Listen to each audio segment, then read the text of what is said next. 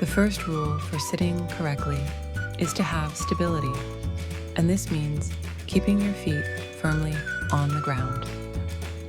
If your feet don't touch the ground, use a footrest.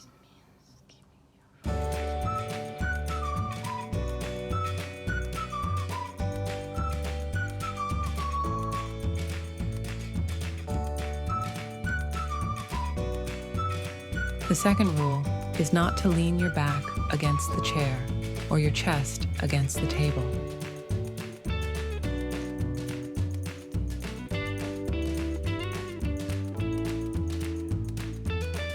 The third rule is not to bend your neck so much that you feel pain after writing for a while.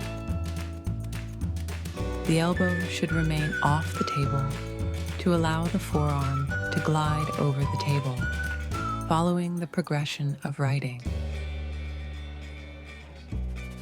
The paper should always remain under the dominant eye and not far from it. Otherwise, you may experience visual difficulties.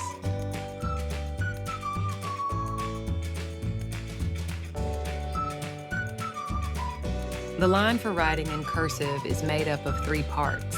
Descender line for the letters that reach lower, baseline for the lower ones, waistline for the letters that reach higher.